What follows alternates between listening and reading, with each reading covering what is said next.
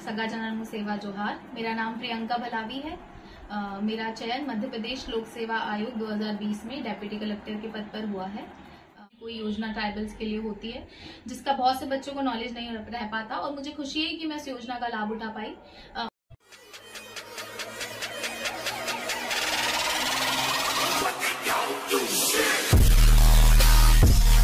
जय जवाहर। नमस्कार दोस्तों, आज हम आपको हमारे चैनल पर एक ऐसे शख्स से रूबरू कराने जा रहे हैं जिनका आज हाल ही में डिप्टी कलेक्टर के लिए 2020 का MPPSC क्वालिफाई किए हैं। तो जो आज डिप्टी कलेक्टर के चयनित हुए हैं तो हम आज उनको आपसे रूबरू करा रहे हैं। तो सबसे पहले तो आपको बहुत बहुत बधाई और हमारे ऑडियंस की तरफ से आपको जोहार। नमस्कार। सगा जनन सेवा जोहार। मेरा नाम प्रियंका भलावी है। मेरा चयन मध्य प्रदेश लोक सेवा आयोग 2020 में डेप्यूटी कलेक्टर के पद पर हुआ है। मैं बैतूल जिले की निवासी हूँ। जी, जैसे आपने भी जोहार का मतलब जोहार का उद्बोधन दिया, तो आप जोहार का शब्द का अर्थ जानते हो? जी, क्योंकि मैं खुद एक ट्राइबल कम्युनिटी से बिलोंग करती हूँ तो मुझे अगर इसका मतलब ना पता हो तो वो तो एक पाप हो जाएगा। जोहार का मतलब होता है कि प्रकृति की जय। प्रकृति की जय। जैसे कि आप MPPSC में सिलेक्ट हुए तो आपको यहाँ तक पहुँचने में कैसी आपकी जर्नी रही, तो आप इसके बारे में थोड़ा बताइए।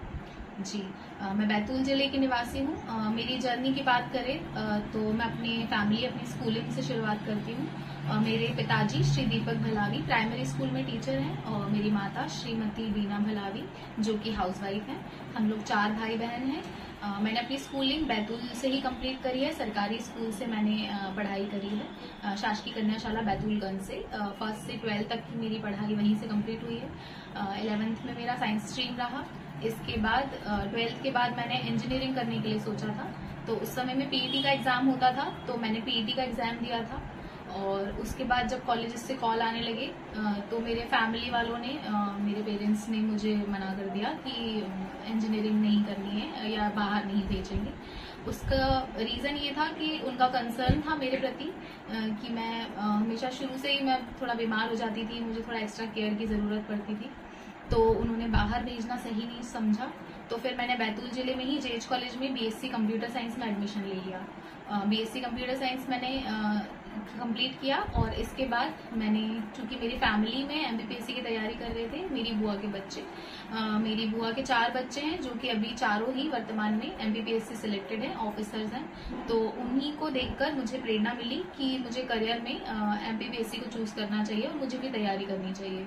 तो ग्रेजुएशन कंप्लीट होने के बाद मैंने अपना पहला अटेम्प्ट दिया MPPSC का, जिसमें मैं पहले ही अटेम्प्ट में प्रीलिम्स क्वालिफाई कर गई थी। तो मेरी प्रिपरेशन इतनी ज़्यादा थी नहीं उस समय में, मुझे नॉलेज बहुत ज़्यादा अच्छे से था नहीं। तो प्री क्लियर करने के बाद मैं मेंस में फेल हो गई क्योंकि मैंने बहुत अच्छे से तैयारी नहीं की थी, अच्छे से सब चीज़ें पता नहीं करी थी।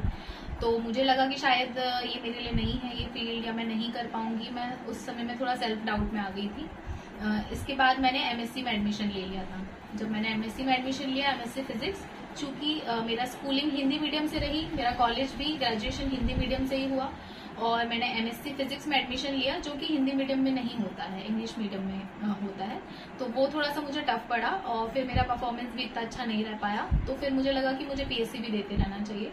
तो मेरे कुछ नॉन सिंसियर अटेम्प्ट्स उस टाइम पे रहे और फिर 2017 में MSc कंप्लीट हुई। तब मैंने फाइनली डिसाइड कर लिया था कि मेरे को PSC ही करनी है, मेरे को PSC में ही करियर बनाना है, इसी को करियर ऑप्शन चूज करना है, क्योंकि तब तक हमारी फैमिली में 4 सिलेक्शन PSC में हो चुके थे। तो 2017 में फाइनली मैंने डिसाइड किया कि मुझे इसी फील्ड में जाना है और फिर मैंने 2017 का अटेम्प्ट बहुत अच्छे से पढ़ के तैयारी करके दिया। 2017 में मैं पढ़ाई बहुत ज्यादा करती थी, अच्छे से पढ़ती थी सब चीजें, लेकिन मेरी राइटिंग प्रैक्टिस बहुत ज्यादा उस समय में थी नहीं। तो प्री क्लियर होने के बाद मेंस में मैं उस समय में भी फेल कर गई। 2017 का मेंस मैंने फेल किया और फिर मैं उस समय में बहुत ज्यादा डिमोटिवेट हो गई थी कि मैंने फाइनली इसको चूज किया एज अ करियर ऑप्शन और मैं यहाँ पे फेल कर रही हूँ। और फिर 2018 का प्री दिया हिम्मत करके, तो 2018 का मैं प्री ही क्वालिफाई नहीं कर पाई।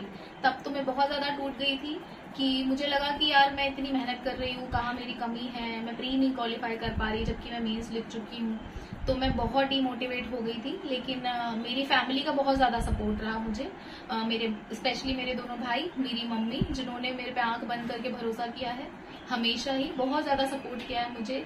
हमेशा मोटिवेट करती थी कि तुम कर लोगी, तुमसे हो जाएगा, मेंस लिखा है, आगे का अटेम्प्ट दोगी, अच्छे से पढ़ोगी तो निकाल लोगी। उन्होंने मुझ पे बहुत ज्यादा भरोसा रखा। जब मैं खुद पे भरोसा खो गई थी तभी मेरी फैमिली वाले मेरी स्ट्रेंथ बने। उन्होंने मुझे बहुत ज्यादा सपोर्ट किया है। 2018 में मुझे मध्य प्रदेश गवर्नमेंट की एक योजना के बारे में पता चला, जिसमें संघ लोक सेवा आयोग की कोचिंग जो है दिल्ली में गवर्नमेंट कराती है, जो स्पेशली ट्राइबल के बच्चों के लिए होती है, ST/SC के बच्चों के लिए योजना होती है। जब मुझे इस योजना के बारे में पता चला तो मैंने उसका फॉर्म फिल किया और 2018 में ही सितंबर में मेरा उसमें चयन हो गया 100 बच्चों में। तो जब मुझे पता चला मेरा चयन हुआ, शुरू में तो मेरी मम्मी अग्री नहीं कर रही थी इस चीज के लिए कि दिल्ली भेजना है बच्ची को पढ़ने के लिए, क्योंकि बड़ा शहर है, माँ बाप को चिंता रहती है कि इतनी बड़े शहर में कैसे सर्वाइव करेंगे, रहेंगे या पढ़ाई करेंगे। उस समय में भी मेरे भाई ने मेरी मम्मी को, पापा को मनाया था, बहुत ज्यादा सपोर्ट किया मेरे भाई ने भी।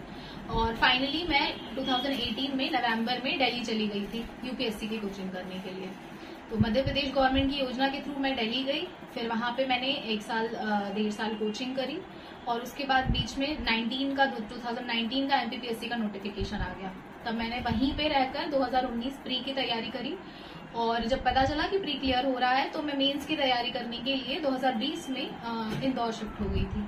इंदौर शिफ्ट हुई हूँ और 1 महीना मुश्किल से मैं यहाँ पर रह पाई थी और उसके बाद कोविड आ गया था। तो कोविड आने की वजह से फिर घर जाना पड़ा। घर में ही रहकर फिर थोड़ी बहुत कुछ पढ़ाई करी, मेंस की तैयारी करी। एग्जाम्स 1-1.5 साल हुए नहीं। 2019 का फाइनली 1 साल बाद मेंस हुआ और मेंस होने के बाद मैंने 2019 का मेंस पास कर लिया। 2019 का मेंस पास करने पे मैं बहुत ज्यादा खुश हुई थी कि ये मेरा पहला मेंस था जो मेरा मेंस क्लियर हुआ था। इसके बाद 2020 का प्री दिया, ये कोविड के बीच में 2020 का प्री क्लियर हो गया और कोविड चल ही रहा था और 2020 का मेंस हुआ। 2020 का मेंस हुआ, मैं 2020 का भी मेंस क्लियर कर गई। तब मुझे फाइनली समझ आ गया था कि अब एग्जाम्स कंटिन्यू निकल रहे हैं और फाइनली मैं ये कर लूंगी। उसके बाद 2020 का मेंस हुआ, 2021 का प्री हुआ, मैंने वो भी दिया और 2021 का मेंस होने के पहले ही 2020 का रिजल्ट आ गया, जिसमें मेरा चयन डेप्यूटी कलेक्टर के लिए हो गया। तो ये मेरी जर्नी यहाँ तक की ऐसी रही। आप ये योजना का जिक्र कर रहे थे, वो योजना आमतौर पर आदिवासियों को पता नहीं है, आदिवासी बच्चों, ट्राइबल बच्चों को पता नहीं है कैसे 100 बच्चों को सिलेक्शन होता है। तो किस तरह की योजना रहती है और मध्य प्रदेश सरकार इस पर किस तरह के, कहाँ पता चलेगा कि ये योजना कहाँ चलती है? तो इसको थोड़े से बताइए तो हमारी जो आने वाले ट्राइबल बच्चे जो MPPSC के लिए जाना चाहते हैं तो उनको थोड़ा सा हेल्प मिलेगी। जी बिल्कुल, मुझे लगता है कि इस चीज के प्रति बच्चों को अवेयर रहना चाहिए, क्योंकि मुझे भी मेरे एक फ्रेंड के थ्रू इस योजना के बारे में पता चला था। लेकिन जब मुझे पता चला तो मुझे बड़ी खुशी हुई कि सरकार की ऐसी भी कोई योजना ट्राइबल्स के लिए होती है जिसका बहुत से बच्चों को नॉलेज नहीं रह पाता। और मुझे खुशी है कि मैं उस योजना का लाभ उठा पाई। उस योजना में ऐसा होता है कि हर साल जुलाई अगस्त के समय में ही फॉर्म्स आते हैं सतपुड़ा भवन से। उसका एक जो ट्राइबल की वेबसाइट होती है उस पर डिटेल डलती है योजना की और उसमें आपको आपके डॉक्यूमेंट्स वगैरह आपको जमा करने रहते हैं। जो भी उसमें डॉक्यूमेंट वगैरह मांगे गए हैं, जो भी उसमें आपकी ग्रेजुएशन और अगर आप स्टेट PCS की तैयारी कर रहे हैं तो उन सब चीजों की डिटेल्स उनको देनी होती है। और कुछ दिनों में 20-25 दिनों में या 1 महीने में उसका एक फाइनल लिस्ट आ जाती है। तो पूरे मध्य प्रदेश से वो लोग 100 बच्चों का सिलेक्शन करते हैं। इसमें कुछ आय का शायद कुछ क्राइटेरिया होता है, वो सब रहता है। और जो बच्चे अगर स्टेट PCS की तैयारी कर रहे हैं या जिनके ग्रेजुएशन में परसेंटेज अच्छे हैं उनको प्रायोरिटी दी जाती है और ऐसे करके 100 बच्चों का सिलेक्शन होता है। इस योजना में जो 100 बच्चे सिलेक्ट होते हैं उनको ऑप्शन दिए जाते हैं हिंदी मीडियम और इंग्लिश मीडियम की कोचिंग्स के लिए। आपके ऊपर निर्भर करता है, कुछ 4-5 हिंदी मीडियम की कोचिंग के ऑप्शन होते हैं और 4-5 इंग्लिश मीडियम की कोचिंग्स के ऑप्शन होते हैं। उनमें से आप अपनी मर्जी से कोचिंग सिलेक्ट कर सकते हैं। कोचिंग की फीस गवर्नमेंट पे करती है और इसके बाद दिल्ली में आपको 1.5 साल तक रहने के लिए गवर्नमेंट आपको पर मंथ पैसे भी देती है और स्टेशनरी के लिए भी राशि उपलब्ध कराई जाती है। इस योजना की जानकारी के लिए आपको सतपुड़ा जो भोपाल का भवन है वहाँ पे ही आकर पता करना पड़ता है। मध्य प्रदेश की ट्राइबल की वेबसाइट है MP टास्क, जिसमें इस योजना की डिटेल डल जाती है। हर साल क्योंकि 100 बच्चों को भेजते हैं तो जुलाई अगस्त के समय में ये योजना की डिटेल इस वेबसाइट पे डल जाती है। जैसे कि आपका फाइनली MPPSC में डिप्टी कलेक्टर के लिए चयनित हुआ, जैसे आपका रिजल्ट आया तो फर्स्ट रिएक्शन आपका कैसा था? मैं इंदौर में ही थी जब रिजल्ट आया। मुझे कोई जानकारी नहीं थी कि रिजल्ट आने वाला है, क्योंकि मेरा आने वाला एग्जाम का मेंस था 2021 का। मैं मेंस लिख रही थी जो कि 17 जुलाई से शुरू होने वाला है, तो मैं उसकी तैयारी कर रही थी। और मेरे मन में एक उम्मीद ये भी थी कि 20 का पता नहीं रिजल्ट क्या रहेगा क्या नहीं, मुझे 2019 का भी इंटरव्यू देना है, तो मैं उसकी भी साथ ही साथ तैयारी कर रही थी। और न्यूज में ऐसी खबरें थी कि पता नहीं रिजल्ट आएगा या नहीं आएगा, और अभी सिर्फ इंटरव्यू लेके रख लिया है, 19 का पहले आएगा रिजल्ट, उसके बाद ही 20 का, तो कोई भी जानकारी नहीं थी कि रिजल्ट आने वाला है। मुझे शाम के समय में मैं खाना खा रही थी, मेरी एक फ्रेंड का कॉल आया, उसने कहा कि तुम्हारा सिलेक्शन हो गया है। तब तो मैं बिलीव नहीं कर पाई। मैंने उसको कहा कि तुम भी एक बार फिर से चेक करो और मैं भी देखूंगी। फिर मैंने दोबारा से देखा, मेरे फोन में भी नोटिफिकेशंस आ गए थे ग्रुप वगैरह में, टेलीग्राम पे। तो फिर मैंने जैसे ही नोटिफिकेशन ओपन करके देखा और उप जिला अध्यक्ष में 23वें नंबर पे मेरा नाम था। मैं बहुत खुश हुई। मैं समझ नहीं पा रही थी कि मेरे को कैसे रिएक्ट करना है। फाइनली मैं डेप्यूटी कलेक्टर बन गई हूँ। मैं ये अपने आप को बिलीव नहीं करा पा रही थी। जैसे तैसे मैंने खुद को समझाया, मैं कांप रही थी। मैंने सबसे पहला फोन मेरी मम्मी को किया और मेरी मम्मी भी अवेयर नहीं थी कि इसका रिजल्ट आने वाला है। मैंने जैसे ही मेरी मम्मी को बताया कि मैं डेप्यूटी कलेक्टर बन गई हूँ, वो भी एक पल के लिए विश्वास नहीं कर पाई कि सच में ऐसा हो गया है, लेकिन जब मैंने कहा तो उन्होंने विश्वास किया और वो बहुत ज्यादा खुश हो गई थी। तो उनकी खुशी, मेरे पेरेंट्स की खुशी मेरे लिए सब कुछ थी। और उसके बाद फिर मेरी फ्रेंड्स लोग आ गई, मेरी रूममेट, तो हम लोगों ने सबने मिलके सेलिब्रेट किया और पूरी रात मैं सो नहीं पाई थी रिजल्ट की वजह से। बस यही रहा मेरा रिएक्शन। जैसे कि आप बात कर रहे हो कि जैसे जो कोई अभी 10वीं 11वीं 12वीं पढ़ता हो, या ट्राइबल बच्चा हो, या कोई भी जो अभी सोच रहा होगा कि मैं भी शायद डिप्टी कलेक्टर बनूंगा, तो आप जो बोल रहे हैं प्री मेंस, तो थोड़ा सा बता दीजिए कि किस तरह का प्री और क्या मेंस रहता है, किस तरह से ये इसमें डिप्टी कलेक्टर तक पहुंचते हैं, थोड़ा सा इसके बारे में बता दीजिए। चूंकि मेरे को लगता है अगर एमपीपीएससी की फील्ड आपने सिलेक्ट करी है या आपको थोड़ी बहुत भी इसके बारे में जानकारी है, मैंने अपने अनुभव से मैं अगर शेयर करूं तो मैं एमपीपीएससी को करियर ऑप्शन चूज करने में श्योर नहीं थी। मैं हमेशा से मेरे मन में था कि मुझसे हो पाएगा या नहीं हो पाएगा। फिर मैंने एमएससी भी कर लिया। तो ये वाली गलती मुझे लगता है कि दूसरों को नहीं करनी चाहिए, दूसरे बच्चों को। अगर आपने एमपीपीएससी को, एक तो आप जल्दी डिसाइड कर लीजिए करियर ऑप्शन अगर आप एमपीपीएससी को चूज कर रहे हैं तो। और कई बच्चे तो आजकल ऐसा भी है कि 12th के बाद ही तैयारी शुरू कर देते हैं एमपीपीएससी की, अगर उनको अच्छा खासा नॉलेज होता है इस चीज में। और बहुत से बच्चे ग्रेजुएशन कंप्लीट होने का वेट करते हैं कि ग्रेजुएशन हो जाने के बाद हम एमपीपीएससी की तैयारी करेंगे। तो मुझे लगता है कि आप जिस भी एग्जाम की तैयारी करना चाह रहे हो, सबसे पहले आप उसकी सारी डिटेल्स इकट्ठा करो। अगर एमपीपीएससी की बात करें तो अगर आपको एमपीपीएससी की तैयारी करनी है तो अभी भी मुझसे सिलेक्शन के बाद बहुत से बच्चे ऐसे पूछते हैं कि कहाँ से शुरुआत करनी है और कैसे इसको करना होता है, क्या होता है। तो मैं यही कहूंगी कि सबसे पहले एमपीपीएससी के बारे में पूरी जानकारी लो, इंटरनेट का इस्तेमाल करो। इंटरनेट में सबसे पहले जाके एमपीपीएससी का सिलेबस डाउनलोड करो, एग्जाम का पैटर्न पता करो कि क्या होता है। 3 स्तर पे एग्जाम होते हैं, प्री, मेंस और इंटरव्यू, और उसका सिलेबस क्या होता है, सिलेबस में कौन कौन से सब्जेक्ट होते हैं, प्रीलिम्स कितने नंबर का होता है, कितने घंटों का पेपर होता है, मेंस कितने नंबर का होता है, कितने पेपर होते हैं, और इंटरव्यू कितने नंबर का होता है। सबसे पहले ये बेसिक जानकारी आपने सिलेक्ट करी। इसके बाद बहुत से बच्चे रहते हैं जो साइंस स्ट्रीम से रहते हैं, तो उनको ह्यूमैनिटीज के सब्जेक्ट, हिस्ट्री, ज्योग्राफी पढ़ने में थोड़ा सा डर सा लगता है। और बहुत से बच्चे आर्ट्स के रहते हैं, कॉमर्स के रहते हैं, जिनको ह्यूमैनिटीज के सब्जेक्ट पढ़ने में आसानी रहती है, लेकिन वो साइंस के पेपर से थोड़ा सा डरते हैं। तो मुझे लगता है कि सबको अपनी स्ट्रेंथ और वीकनेस के अकॉर्डिंग इस पेपर की तैयारी करनी चाहिए, क्योंकि मेंस में हिस्ट्री, ज्योग्राफी, पॉलिटी, साइंस और एथिक्स, ये सारे ही सब्जेक्ट्स होते हैं। चूंकि मैंने यूपीएससी की मेनली तैयारी करी थी दिल्ली से, तो मैंने स्पेशली एमपीपीएससी के लिए कोई कोचिंग नहीं करी, ना प्री के लिए ना ही मेंस के लिए। मैं खुद से ही पढ़ती थी। प्रीलिम्स के लिए मैंने स्वयं ही तैयारी करी, जो भी मार्केट्स में बुक्स अवेलेबल होती है बेसिक, जो सारे ही बच्चे इस्तेमाल करते हैं। प्री का सिलेबस देख लिया और 10 यूनिट के अनुसार मैंने जो भी बुक्स मुझे लगती है वो मैंने खरीद ली। सबसे पहले पीएससी की तैयारी जो है वो मेंस का सिलेबस देखने के बाद शुरू करनी चाहिए। मुझे लगता है कि आप मेंस पूरा जानकारी इकट्ठी कर लो कि मेंस में कौन कौन से सब्जेक्ट हैं, क्या है, और मेंस के साथ ही तैयारी शुरू करो। और जब प्री की बारी आए तो आप प्री में सब्जेक्ट्स पढ़ो, फैक्ट पढ़ो बहुत अच्छे से। मुझे नहीं लगता कि कोई कोचिंग की स्पेशली जरूरत होती है एग्जाम क्वालिफाई करने के लिए। प्री के लिए आप जितने ज्यादा हो सके एमसीक्यू सॉल्व करो। आप ऑनलाइन टेस्ट ले सकते हो अगर आपको जरूरत है तो, कि आप किसी भी क्षेत्र में रह रहे हो, मध्य प्रदेश में कहीं भी रह रहे हो, जरूरी नहीं आपको भोपाल इंदौर में रह के तैयारी करनी है। आप ऑनलाइन टेस्ट ले सकते हो। अगर ऑनलाइन टेस्ट नहीं लेने हैं तो आप मतलब जो भी आपके क्षेत्र की कोचिंग है, आपके शहर की जो भी कोचिंग है उसके या 1-2 और कोचिंग्स के आप टेस्ट पेपर्स ऑफलाइन खरीद के लेके आ सकते हो, और उसके बाद आप जितने हो सके टेस्ट लगाओ। प्री का तरीका निकालने का यही है कि आप बहुत सारा पढ़ो, बहुत सी चीजें पढ़ो, सारे सब्जेक्ट एक सब्जेक्ट आप पढ़ते जा रहे हो और उसके एमसीक्यू सॉल्व करो। जितने ज्यादा एमसीक्यू सॉल्व करोगे आपके डाउट्स क्लियर होंगे, आपको डाउट नहीं रहेगा पेपर में सॉल्व करते टाइम। तो प्री की ये तैयारी है। और मेंस की अगर बात करें तो मेंस मुझे लगता है कि राइटिंग प्रैक्टिस मेंस में बहुत ज्यादा इम्पोर्टेंट है। मेंस पूरा जो है इस प्रोसेस का सबसे कठिन पार्ट यही है। मेन एग्जाम जो इसको इसीलिए मेंस कहते हैं, सबसे मेन हर्डल यही है। तो इसकी तैयारी आपको बहुत अच्छे से करनी चाहिए। अगर आपने एमपीपीएससी करने ही सोचा है तो सबसे पहले मेंस की तैयारी से ही शुरुआत करनी है। मेंस के लिए जितना हो सके लिख लिख के प्रैक्टिस करनी चाहिए। चूंकि 2017 में मैंने पढ़ाई करी थी, पढ़ा था, लेकिन मेरी राइटिंग प्रैक्टिस इतनी ज्यादा नहीं थी, तो मैं 17 का मेंस क्वालिफाई नहीं कर पाई थी। वो मेरी कमी थी।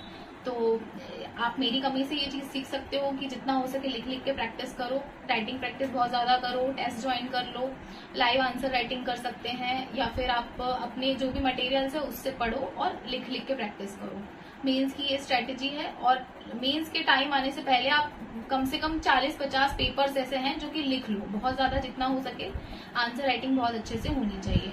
सभी बच्चे प्री की मेंस की तैयारी कर रहे हैं मुझे लगता है, लेकिन आपको आपके आंसर्स या आपकी लिखावट, आपका प्रेजेंटेशन दूसरों से डिफरेंट बनाता है। तो आपको अपने पे वर्क करना है। मैंने आज बता दिया, मेरी स्ट्रेटेजी बता दी, मेरा तरीका बता दिया और आपने सोचा कि मैं ये फॉलो कर लूँ और उस तरीके से एग्जाम क्लियर कर लूँ, ऐसा नहीं होता है। सबको अपनी स्ट्रेंथ और अपनी वीकनेस के अनुसार काम करना होता है। तो ऐसे प्री और मेंस की तैयारी मैंने करी है और आप भी कर सकते हैं। इसके साथ ही इंटरव्यू की अगर मैं बात करूँ, इंटरव्यू की मैंने तैयारी खुद से ही करी है। मैं मिरर में देख के मिरर प्रैक्टिस करती थी। और चूंकि इंदौर में मैं रही इंटरव्यू की तैयारी के दौरान, तो इंटरव्यू की तैयारी के लिए प्री एग्जामिनेशन ट्रेनिंग सेंटर है इंदौर में, एक पीटीसी संस्था है जो कि गवर्नमेंट संस्था है वो भी, और वो प्री मेंस और इंटरव्यू तीनों की ही तैयारी कराती है। जब मैं वहाँ इंटरव्यू के लिए गई, मॉक इंटरव्यू की तैयारी के लिए, तब मुझे वहां जाकर ये जानकारी प्राप्त हुई कि स्पेशली ट्राइबल्स के लिए ये है और यहाँ पे प्री और मेंस की भी तैयारी होती है फ्री ऑफ कॉस्ट। वहां से मैंने इंटरव्यू की तैयारी करी, मॉक इंटरव्यू दिए। वहां की मैम है प्राचार्य श्रीमती अलका भार्गव मैम, उनके मार्गदर्शन में रहकर मैंने इंटरव्यू की तैयारी करी। बहुत अच्छे तरीके से उन्होंने गाइड किया, सब चीजें बताई और ऐसे मैंने इंटरव्यू की तैयारी करी और इंटरव्यू क्वालिफाई करके मैं यहाँ तक पहुंची। निश्चित ही कोई नए छात्रों को आपकी इस जो स्ट्रेटजी है उससे थोड़ा सा नॉलेज मिलेगा और आपका जो तरीका बताया है कि कहाँ से एमपीपीएससी प्री और मेंस कैसे दिया जाता है, तो निश्चित नए छात्रों को इससे लाभान्वित होंगे और थोड़ा सा उनको नॉलेज हो जाएगा।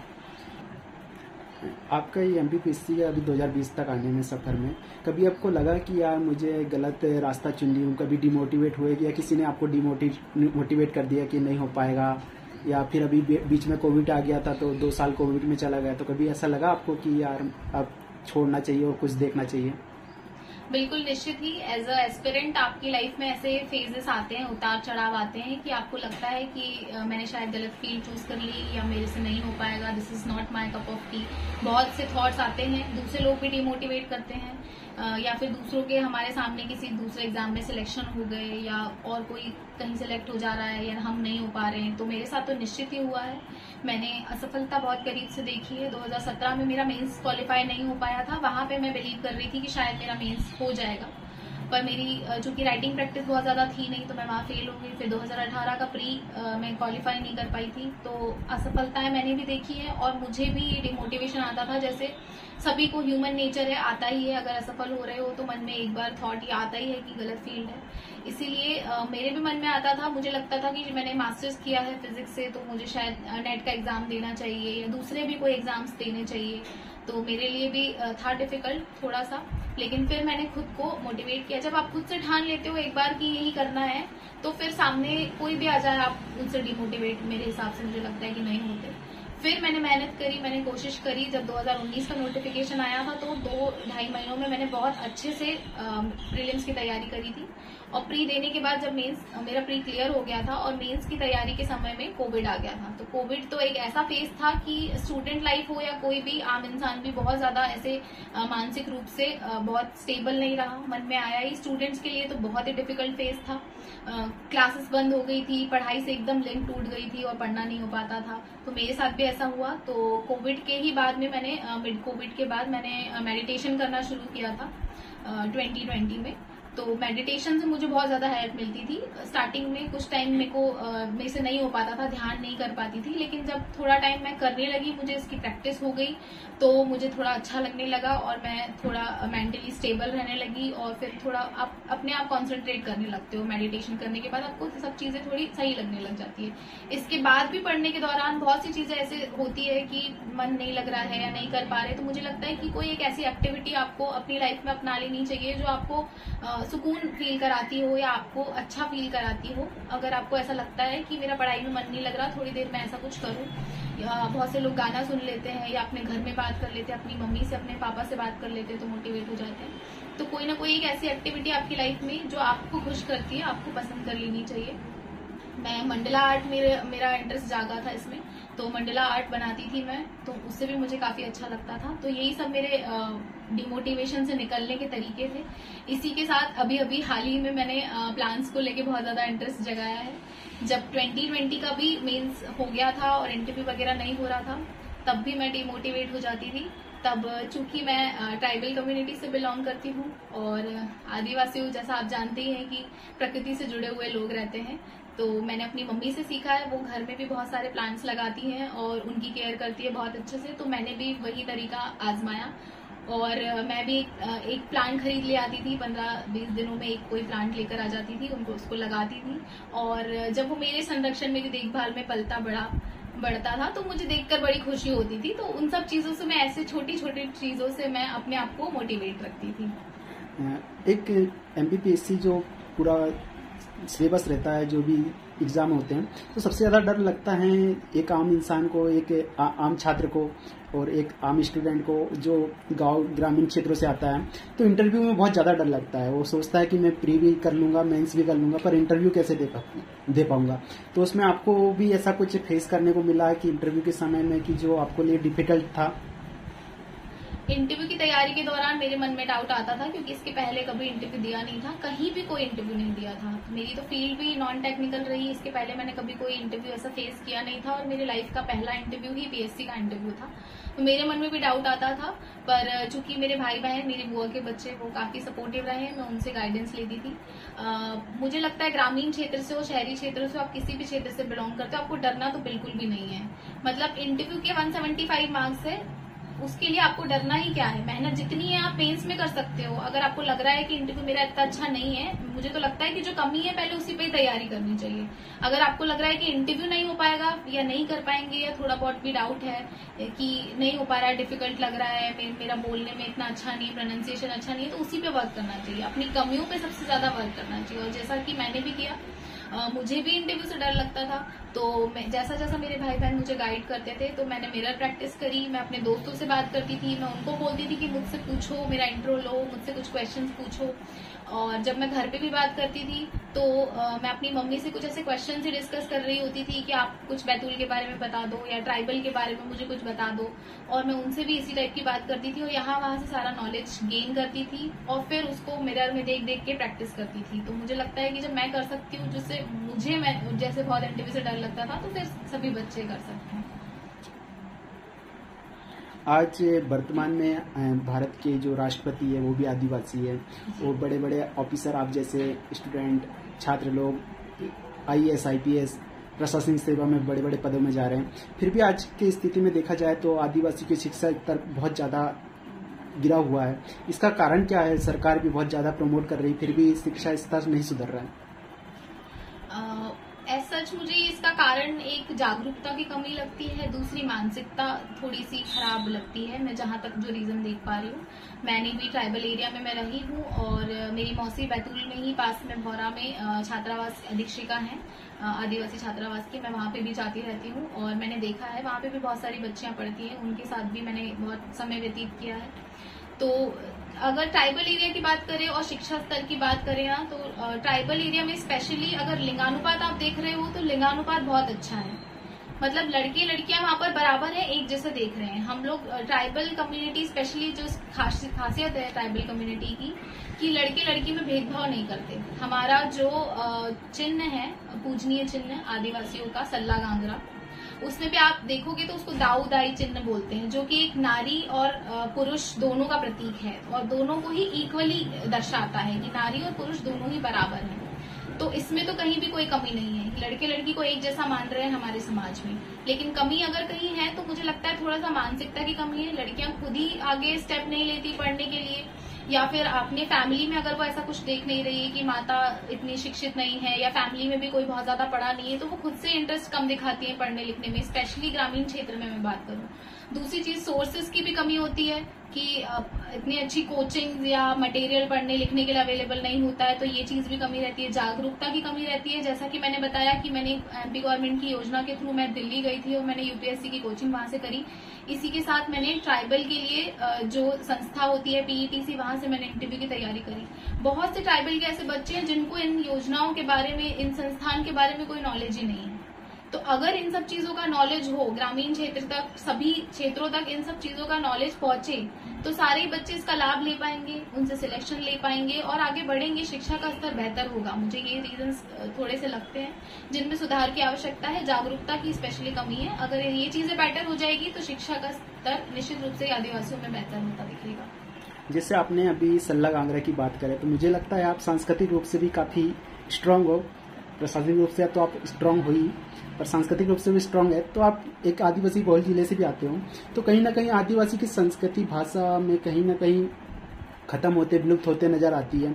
और कुछ लोग इसको संरक्षण देने की बात करते हैं, परंतु आज वर्तमान स्थिति देखा जाए तो उनकी भाषा और संस्कृति लगभग खत्म होते जा रही है। तो उसको क्यों बचाना चाहिए या क्यों बचाना चाहिए? फिर बचाना चाहिए तो क्यों बचाना चाहिए? एज अ डिप्टी कलेक्टर क्या सोचते हैं इसके बारे में? आपका विचार बता सकते हैं इसमें?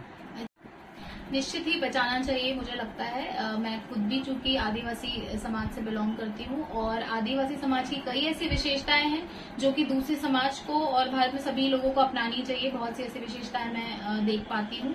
इंटरव्यू की तैयारी के दौरान मैं और अच्छे से अपनी संस्कृति को जान पाई और बहुत सी डिटेल्स मैं इकट्ठा कर पाई। जैसे जैसे मुझे चीजों की जानकारी होती थी, मुझे जान के बड़ी खुशी होती थी कि आदिवासी संस्कृति में ऐसे भी कोई रीति रिवाज होते हैं, तो मुझे अच्छा लगता था। बहुत सी ऐसी चीजें हैं।